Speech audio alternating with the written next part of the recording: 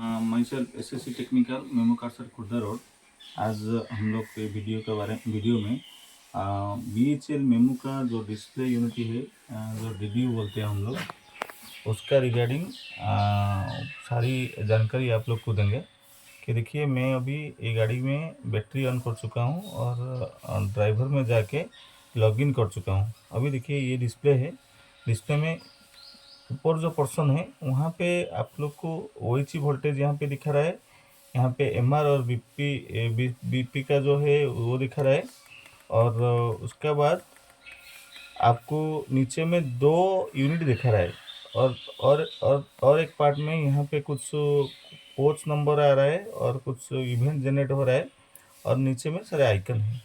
तो ये था डिस्प्ले का जो पोर्शन है, इसका रिगार्डिंग में आपको बताया। और ये साइड में देखिए, यहाँ पे +A- लिखा है। तो प्लस करने से इसका जो स्क्रीन का जो लाइटनिंग वो बढ़ता है, माइनस करने से आपका कम होगा, और ऑटो में रखने से वो ऑटोमेटिक लाइट का जो एनवायरनमेंट एंड लाइट का सेंसिंग करके आपको एडजस्ट करेगा। ठीक है, आगे बढ़ते हैं। देखिए, ये जो डिस्प्ले में है, डिस्प्ले में नीचे जो आइकन है, आइकन में पहले वाला आइकन ओवरव्यू है, उसके बाद ड्राइवर बैक है, इवेंट है, ड्राइवर है, कॉन्फ़िगरेशन है, मेन सिस्टम है, कंफर्ट सिस्टम है। एक एक चीज़ करके हम देखेंगे। ये 8 कार यूनिटी बोल के यहाँ पे 2 यूनिटी आपको दिखा रहा है।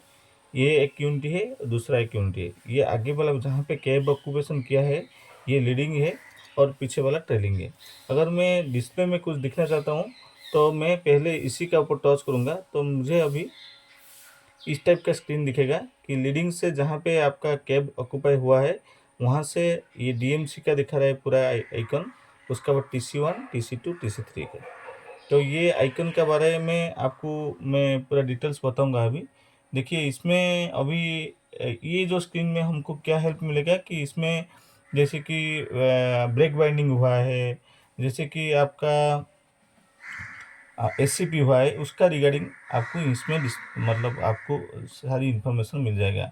कि मान लीजिए ये वाला आइकन हाईलाइट हो रहा है, तो मतलब आपको TC1 में आपका SCP हुआ है और उसका वजह से ये जल रहा है। और ये वाला पिंक हो गया है, सारे वाइट हो गया है, मतलब इसमें ब्लैक बाइंडिंग हुआ है। तो ये जो था नॉर्मल व्यू, और यहाँ से हम और लाइट और फैन का भी स्टेटस यहाँ पे देख पाएंगे। वो सारी चीज़ यहाँ पे देख पाएंगे। और आगे जाते हैं। नेक्स्ट आता है ड्राइव बैक। इसमें हम लोग को कुछ सिर्फ इन्फॉर्मेशन मिलता है, हम कुछ नहीं कर पाएंगे स्क्रीन में। इन्फॉर्मेशन मतलब हमको कितना ट्रैक्शन हम ले रहा है, कितना ब्रेकिंग लग रहा है, इसका रिगार्डिंग ये दोनों बार दिखाएगा। और साथ ही साथ इससे आपको 25 के भी वही चीज़ अवेलेबिलिटी दिखाएगा। और ऊपर पहला वाला स्क्रीन में जो MRBP का था वो सारी चीज़ यहाँ पे दिखाएगा। और यहाँ पे ड्राइवर कैब का दिखाएगा, गार्ड पीछे वाला कैब का भी यहाँ पे शो कर रहा है। यहाँ आगे में MR 7 kg दिखा रहा है, पीछे में भी 7 kg दिखा रहा है। तो नेक्स्ट जाते हैं इवेंट। देखिए, ये है इवेंट पेज। ये वाइटल है ट्रबल शूटिंग के लिए। हम लोग को कौन सा ट्रबल हुआ है वो सारी चीज़ जानने के लिए ये वाइटल है। कि जैसे कि देखिए, यहाँ पे कुछ जैसे मैं उसमें टच किया इवेंट, इसमें कुछ इस टाइप का दिखाया, मतलब लास्ट जो फेल्यूर है ये गाड़ी के साथ किया हुआ है वो चीज़ यहाँ पे दिखा रहा है। देखिए, ये यहाँ पे दिखा रहा है FNTW DMC PAS2 communication failure दिखा रहा है। मतलब नेटवर्क सब सिस्टम में आ रहा है नेटवर्क। और कैटेगरी B है, कोच नंबर ये है। इसमें क्या हुआ है कि PAS से कुछ कम्युनिकेशन फेल्यूर हुआ बोल के इवेंट जनरेट हुआ है। तो अगर मैं इसको सेग्रीगेट करूँगा कि मुझे पर्टिकुलर कोच में पर्टिकुलर इवेंट कौन सब सेक्शन में क्या मिला है, मैं वहाँ भी कर सकता हूँ। कैसे करूँगा? तो अभी मैं यहाँ पे सिलेक्शन का ऑप्शन है, सब सिस्टम सिलेक्शन का।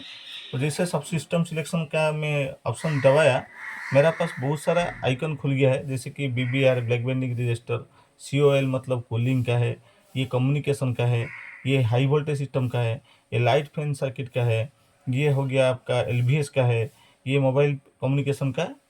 ये भी आपके पास सारी चीज़ यहाँ पे मिल गया। मैं कोई भी एक सिलेक्ट किया और उसके बाद ओके कर दिया, और उसके बाद इसका रिगार्डिंग जो फेल्योर है वो आ जाएगा। अभी कुछ फेल्योर है नहीं बोल के नहीं आ रहा है। ओके, तो मैं सब सिस्टम वाइज सेग्रीगेट भी यहाँ से कर सकता हूँ। अभी फिर जाता हूँ कैटेगरी वाइज। यहाँ पे कैटेगरी A B C है, वो भी मैं कर सकता हूँ। और यहाँ पे कोच वाइज भी मैं कर सकता हूँ। कौन सा कोच में पर्टिकुलर, मान लीजिए मैं ये कोच में खड़ा हूँ, इसका कोच रिगार्डिंग क्या क्या फेल्योर है, मैं इसको सर्च करके ओके कर दूंगा। तो मुझे उसी कोच का क्या क्या फेलोर हुआ है वो दिखाएगा। अभी कोच में कुछ फेलोर नहीं है बोल के कुछ नहीं दिखा रहा है। ओके, तो फिर मैं आगे बढ़ता हूँ। इसके बाद हो गया आपका ओवरव्यू, इवेंट हो गया था, ड्राइवर है। ये स्क्रीन में आपको लॉगिन करने का ऑप्शन मिलता है। लॉगिन करने का मतलब दो टाइप का लॉगिन होता है बीएचएम में। एक तो होता है नॉर्मल लॉगिन होता है और दूसरा होता है मेंटेनेंस लॉगिन होता है। तो नॉर्मल लॉगिन जो है कि 1 2 3 4 5 6 ये जैसे दबाऊंगा, ये मारूंगा, तो ये नॉर्मल जो ड्राइवर या एलपी जो ड्राइविंग करेगा उसके लिए है। वो एंटर करके, वो एंटर करने के बाद देखिए मैं एंटर किया, अभी लीव द ड्राइवर आया, तो इसका मीनिंग कि अभी मेरा लॉगिन हो गया, मैं अभी कैब में हूँ। अगर मैं इसको और कुछ करूँगा कि जैसे कि इसका और एक लॉगिन है कि मेंटेनेंस लॉगिन है, उसमें मुझे कुछ एक्स्ट्रा फैसिलिटी मिलता है डिस्प्ले में, तो वो सारी चीज़ यहाँ पे आपको मिल जाएगा। कैसे कि मेंटेनेंस लॉगिन करते हैं, मेंटेनेंस लॉगिन कैसे करते हैं, 6 5 4 3 2 1 ये जैसे करूँगा कि यहाँ पे एड एंड विलियम आएगा, मतलब आपका मेंटेनेंस लॉगिन हो गया है।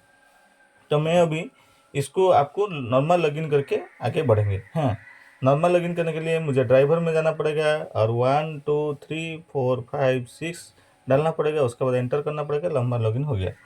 तो अभी मैं ड्राइवर आपको बताया था, कॉन्फ़िगरेशन में कुछ नहीं है। इसमें आपका जितना कोचेस है उसका मतलब 8 कार है या 12 कार है, वो सारे इन्फॉर्मेशन यहाँ पे मिलेगा। उसके बाद मेन सिस्टम है, मेन सिस्टम के बारे में मैं डिटेल्स बताऊंगा। और उसके बाद आगे है कंफर्ट सिस्टम। कंफर्ट सिस्टम में आपको लाइट फैन को ऑपरेट करने के लिए आपको ऑप्शन मिल जाएगा। जैसे कि देखिए मैं अभी इसको दबाने के बाद मेरे पास ये आ गया, एक पर्टिकुलर कोच वाइज में लाइट ऑन ऑफ कर सकता हूँ। मान लीजिए TC1 का मैं लाइट ऑन करूँगा, फुल ऑन करूँगा, तो फुल मानने से अभी गाड़ी चार्ज नहीं है, जैसे मैं फुल टच करूँगा तो ऑन हो जाएगा। अभी देखिए गाड़ी चार्ज नहीं है बोल के उसका DC लाइट जल रहा है, ऑन कर पाऊँगा, ऑफ भी कर पाऊँगा। वो सारे कोच वाइज यहाँ पे मैं मॉनिटर कर पाऊँगा। अगर ट्रेन वाइज करना है तो मैं इस साइड में करूँगा, अगर कोच वाइज करूँगा तो पर्टिकुलर कोच में जाके मैं एंट्री दूंगा तो मेरा हो जाएगा। और उसका साथ मेरा और एक ऑप्शन है यहाँ पे कंफर्ट सिस्टम में, PAPIS में इसका मैं यहाँ से कुछ नहीं कर पाऊँगा, सिर्फ इसका जो कनेक्शन है हर कोच में वो चीज़ देख पाऊँगा, जो ट्रबल शूटिंग के लिए मुझे ईजी होगा। हाँ, तो अभी मैं आता हूँ मेन सिस्टम।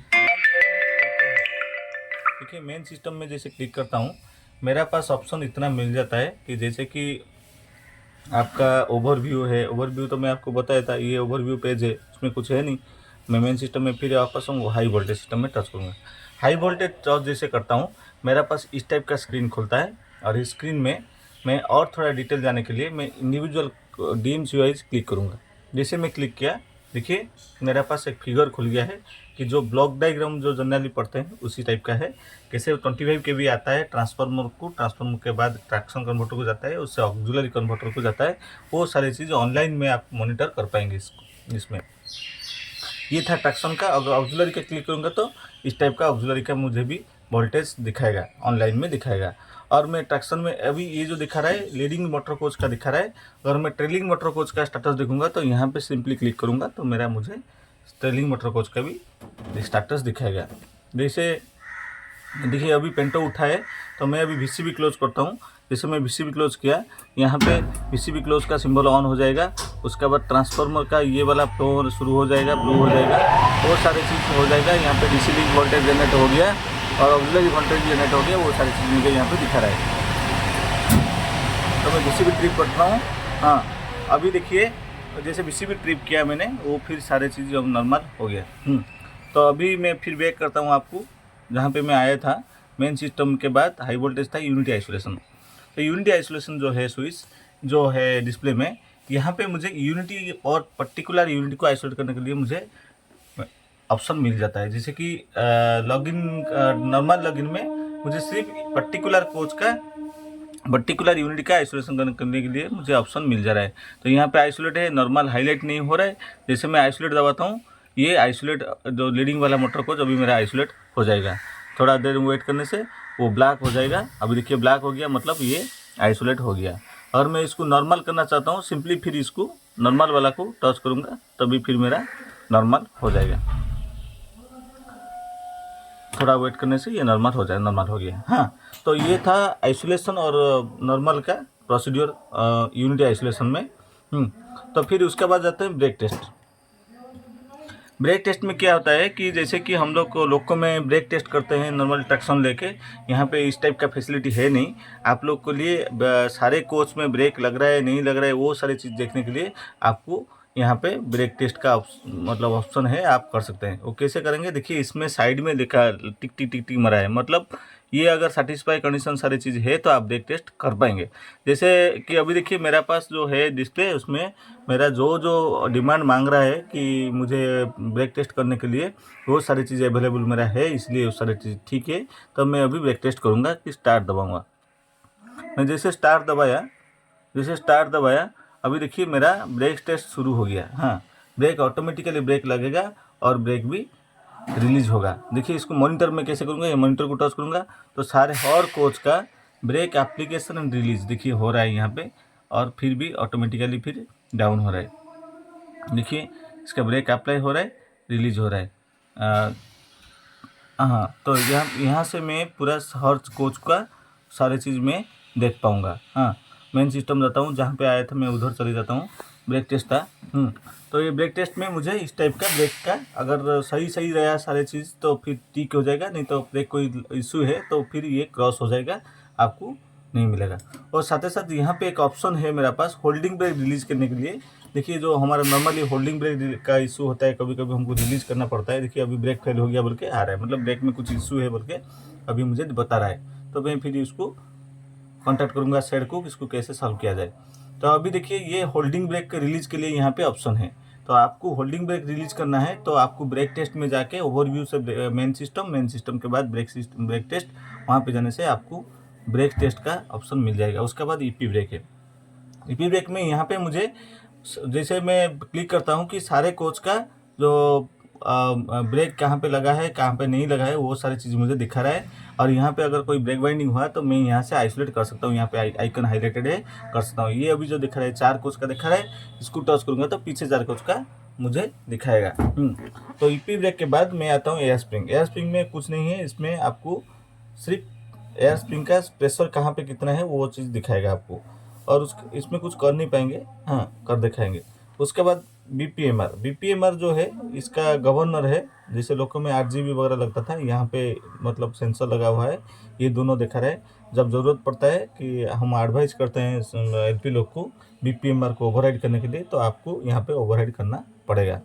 उसके बाद एयर सप्लाई में क्या है कि यहाँ पे आपको पर्टिकुलर मोटर कोच का कंप्रेसर ऑफ करना है या ऑन करना है, वो ऑप्शन आपको मिल जाता है। आप यहाँ से रन कर सकते हैं, स्टॉप आइसोलेट भी कर सकते हैं। उसके बाद मेन वाइटल चीज़ है यहाँ पे फॉल्ट रिसेट। देखिए फॉल्ट रिसेट दबाने से मेरा पास एक ही चीज़ आ रहा है कि ये जो फॉल्ट रिसेट का ऑप्शन, इसको दबाने से जो छोटा मोटा इवेंट आता है वो सारी चीज़ फॉल्ट यहाँ से हो जाएगा।